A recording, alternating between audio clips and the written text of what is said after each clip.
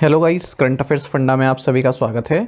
मैं हूं आपके साथ अभिषेक शर्मा और आज के इस वीडियो सेशन में हम 19 सितंबर तक के सभी इंपॉर्टेंट करंट अफेयर्स कवर करने वाले हैं। हमेशा की तरह आप इस वीडियो को अंत तक जरूर देखिएगा, आज भी आपको काफ़ी कुछ जानने के लिए मिलेगा। हमेशा की तरह सेशन की शुरुआत क्वेश्चन ऑफ द डे से करते हैं। पूछ रहे हैं कि नाफेड निम्नलिखित में से किससे संबंधित है। NAFED is related to which of the following. Option हैं डिफेंस, जुडिशरी, एजुकेशन या फिर एग्रीकल्चर। तो जल्दी से आप आंसर कर दीजिए, फिर हम आगे बढ़ते हैं। और इसी तरह के क्वेश्चन यदि आप प्रैक्टिस करना चाहते हैं तो हमें टेलीग्राम पर जरूर ज्वाइन करें। करंट अफेयर्स फंडा नाम से हमारा टेलीग्राम चैनल है।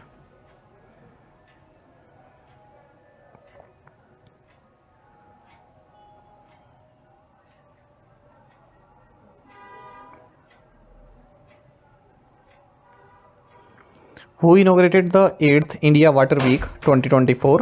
पूछ रहे हैं कि 8वें भारत जल सप्ताह 2024 का उद्घाटन किसने किया है। ऑप्शंस आपके सामने हैं। सही आंसर ऑप्शन बी है द्रौपदी मुर्मू। आपको जानना चाहिए प्रेसिडेंट द्रौपदी मुर्मू ने 8th इंडिया वाटर वीक 2024 को इनोग्रेट किया है भारत मंडपम, न्यू दिल्ली में। इंडिया वाटर वीक 2024 का थीम रहेगा partnerships and cooperation for inclusive water development and management. आपको जानना चाहिए 2012 से शुरुआत हुई थी इसकी। मिनिस्ट्री ऑफ जल शक्ति गवर्नमेंट ऑफ इंडिया द्वारा ये ऑर्गेनाइज़ किया जाता है इंडिया वाटर वीक, और बायएनुअली इवेंट है। 7 एडिशन इसके हो चुके हैं, 2012, 2013, 2015, 2016, 2017, 2019, 2022 में ऑलरेडी हो चुके हैं और अब ये 8th एडिशन रहा है। तो आप आने वाले एग्जाम में मानकर चलिए कि इंडिया वाटर वीक से क्वेश्चन बन सकता है, तो इसका एडिशन पूछ सकते हैं और या फिर किस चीज़ पर इसने फोकस किया या थीम क्या रहा ये पूछ सकते हैं, या फिर यही पूछ सकते हैं कि किस मिनिस्ट्री द्वारा इसको ऑर्गेनाइज किया गया है। अच्छा, international commission on irrigation and drainage, world bank, India water foundation, council on energy, environment and water, Indian chamber of commerce, ये सभी नॉलेज पार्टनर रहे हैं इस 8th इंडिया वाटर वीक 2024 के लिए। Department of drinking water and sanitation, ministry of जल शक्ति government of India, इसने इंटरनेशनल वॉश कॉन्फ्रेंस 2024 को भी ऑर्गेनाइज किया है। India won hero Asian Champions trophy by defeating which country. Bharat ने किस देश को हराकर हीरो एशियन चैंपियंस ट्रॉफी जीती। ऑप्शंस आपके सामने हैं और सही आंसर ऑप्शन ए है चाइना। आपको जानना चाहिए मेंस एशियन चैंपियंस ट्रॉफी ये हर साल होती है, एशियन हॉकी फेडरेशन द्वारा आयोजित की जाती है साल 2011 से ही, और एशिया की जो 6 टॉप फील्ड हॉकी टीम्स हैं वो इसमें पार्टिसिपेट करती हैं। आपको बता दें भारत इसमें मोस्ट सक्सेसफुल टीम है, 5 चैंपियंस ट्रॉफी विक्ट्री भारत ने हासिल की हुई है।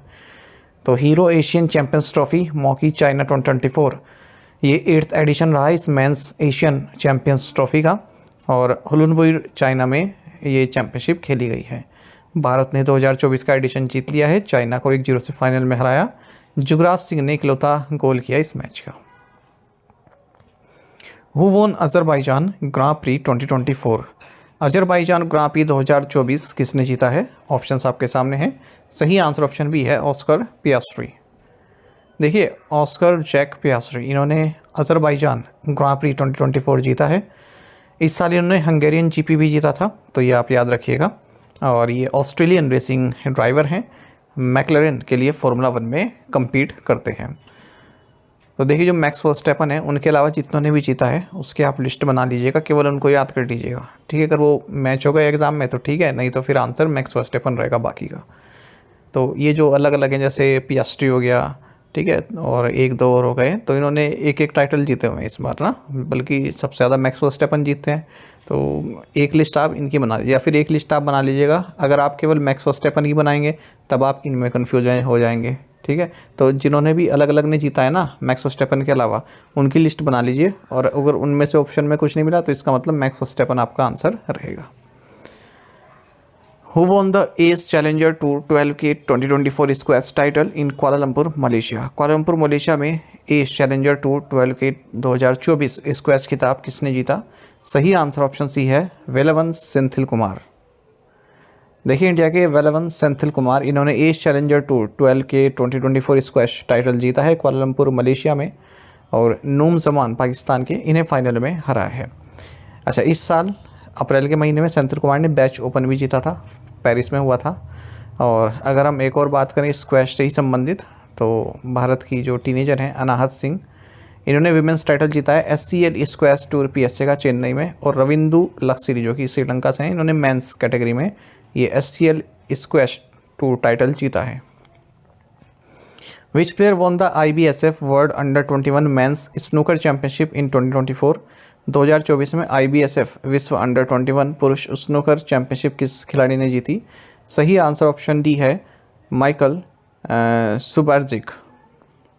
देखिए पोलैंड की माइकल सुबार्जिक, इन्होंने IBSF वर्ल्ड अंडर-21 मेंस स्नूकर चैंपियनशिप जीती है, कर्नाटका स्टेट बिलियर्ड्स एसोसिएशन में आयोजित की गई, और ये 13 साल के इन्होंने जर्मनी के अलेक्जेंडर वीटोव को हराया है, और ये यंगेस्ट चैंपियन बन गए हैं इस चैंपियनशिप के। Which team won the men's title at Delhi premier league T20? Delhi premier league T20 में पुरुष वर्ग का खिताब किस टीम ने जीता? सही आंसर ऑप्शन ए है ईस्ट दिल्ली राइडर्स।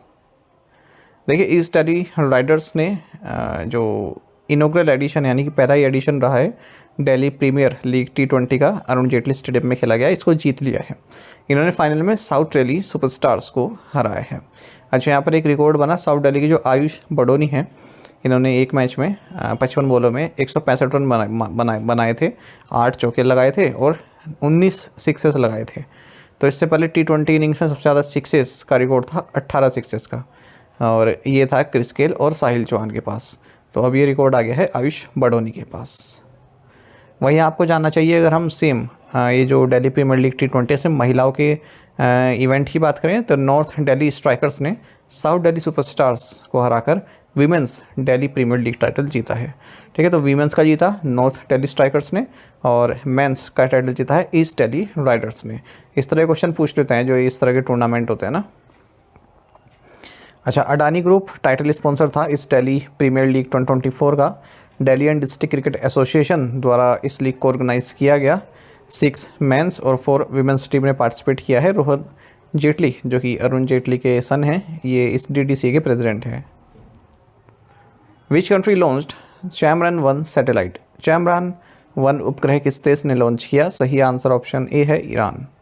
आपको जानना चाहिए ईरान ने सक्सेसफुली चैमरन-1 रिसर्च सैटेलाइट स्पेस में भेजी है, और गाइम 100 स्पेस लॉन्च व्हीकल को इसने यूज़ किया है इस सैटेलाइट को भेजने के लिए। अच्छा, जो ये रॉकेट है गाइम 100 स्पेस, ये मैन्युफैक्चर किया गया है जो इस्लामिक रेवोल्यूशनरी गार्ड कोर्प्स है, इनका जो एयरोस्पेस फोर्स है, इनके द्वारा। तो यहाँ इसलिए मैंने लिखा है, आपको ये पता होना चाहिए कि इस्लामिक रिवॉल्यूशनरी गार्ड कोर्प्स ये किस कंट्री से संबंधित है? ईरान से संबंधित है, क्योंकि ये एग्ज़ाम से पूछा गया है क्वेश्चन, बैंक में तो नहीं, शायद PCS में या फिर SSC एग्ज़ाम में पूछा गया है, कहीं तो पूछा गया है क्वेश्चन, तो याद रखिएगा इसे। Which IT company has been selected by LIC to develop its next gen digital platform?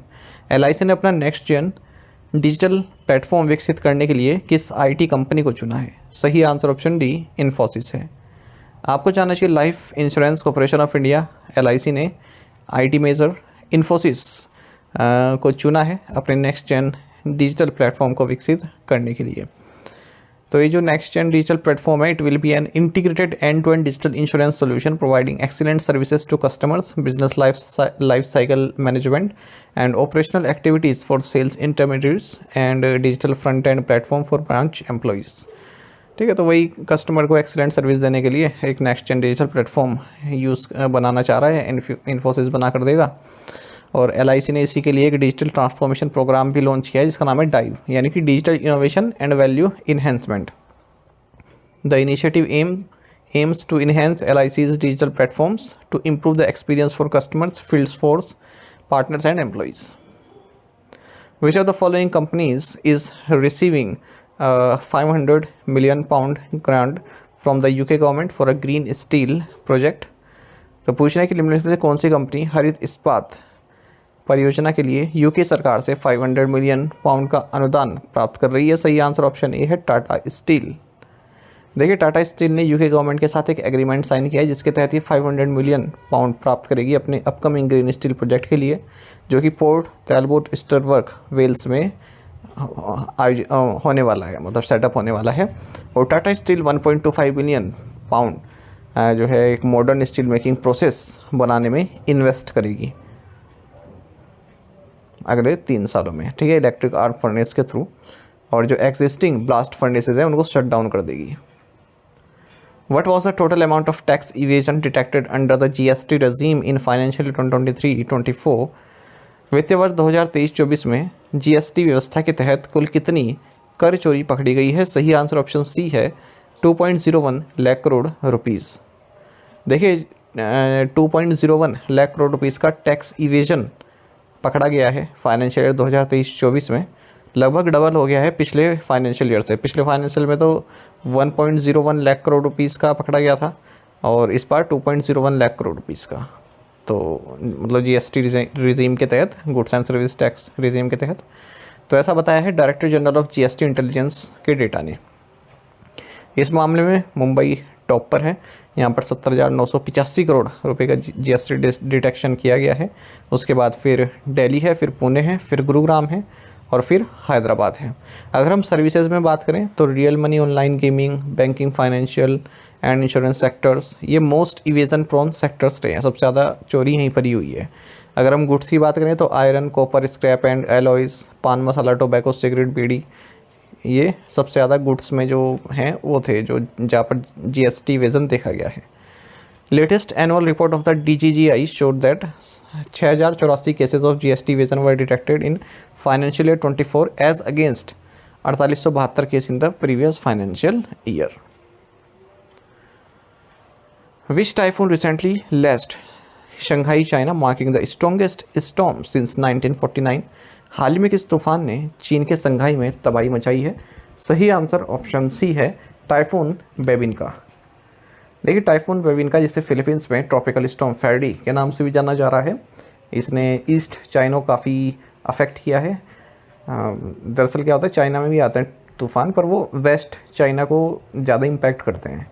ठीक है, तो इस बार ये ईस्ट चाइना पे इसने दस्तक दी है और फिलीपींस में भी देखने के लिए मिला है, गुआम में भी और राइक्यू आइलैंड में भी देखने को मिला इसका प्रभाव, पर चाइना में ज़्यादा देखने को मिला है, शंघाई में खास करके।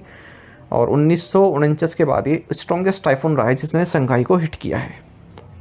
टाइफून ग्लोरिया का भी आया था 1949 में, उसके बाद अब ये आया है।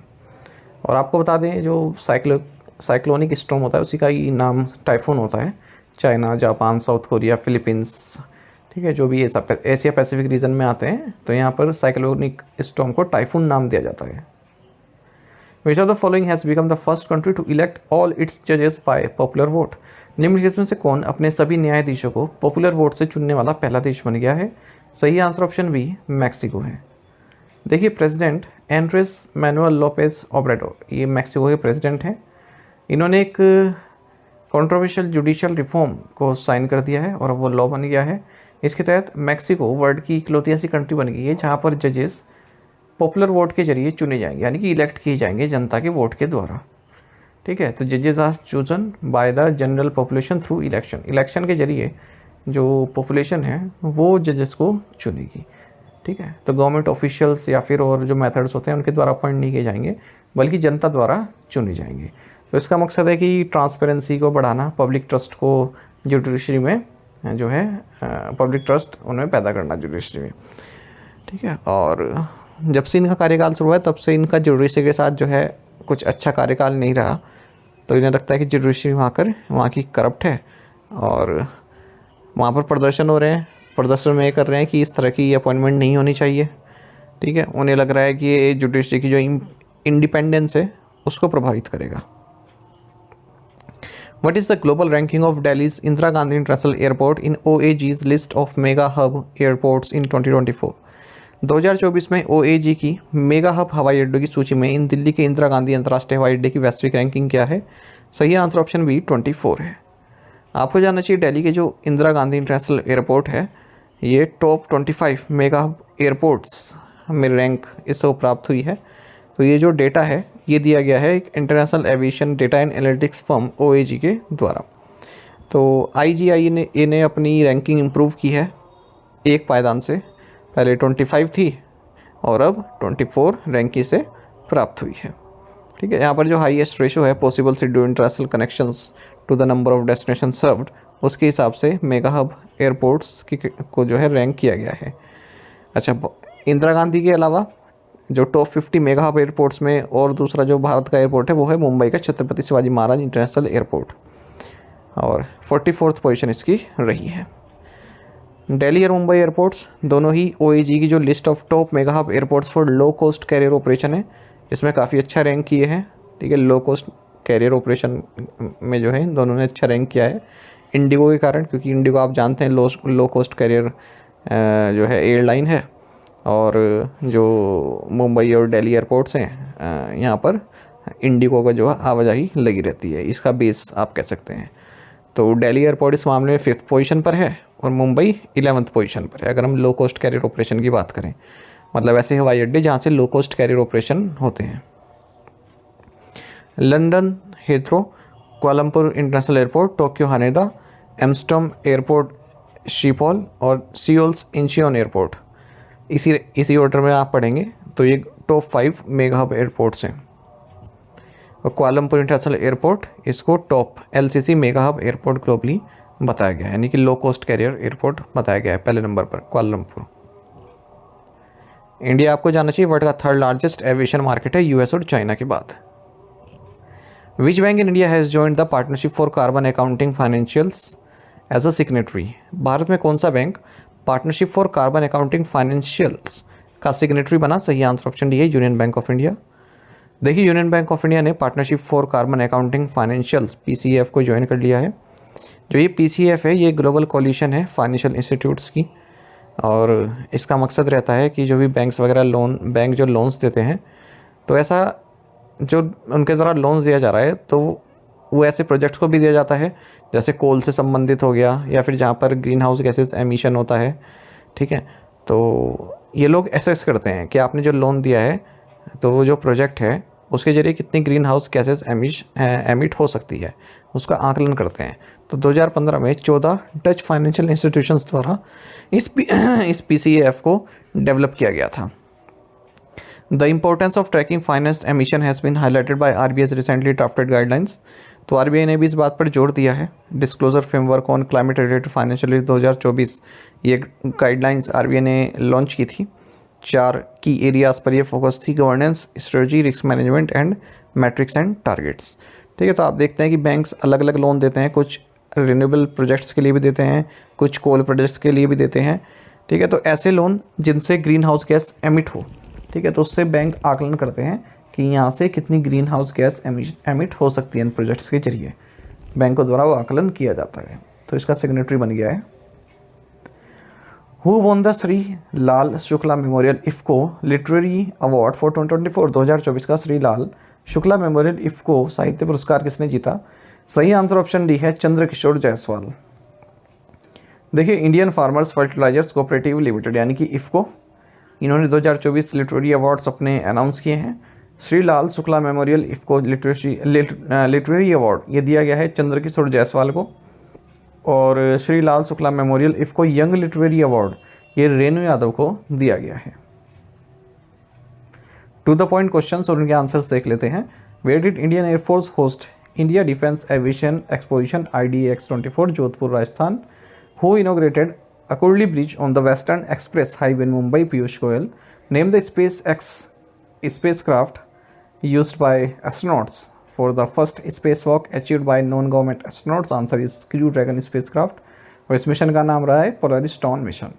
6-year-old Sirin Price from the UK has become the youngest person to climb Mount Tokel, North Africa's highest mountain.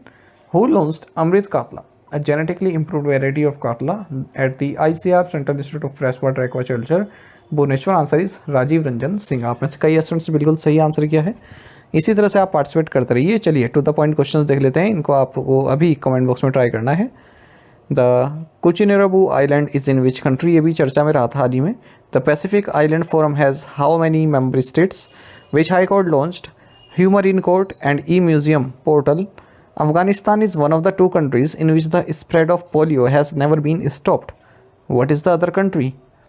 BNB Paribas is multinational universal bank and financial services holding company headquartered in, तो इसका headquarter आपको बताना है।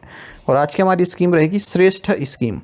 तो इसको आप brief में बताइएगा, इसकी फुल फॉर्म बता दीजिएगा और क्या इसका मकसद है, क्या ऑब्जेक्टिव है, ये बता दीजिएगा। ठीक है, इसमें पार्टिसिपेट कीजिए आप ज़्यादा से ज़्यादा संख्या में।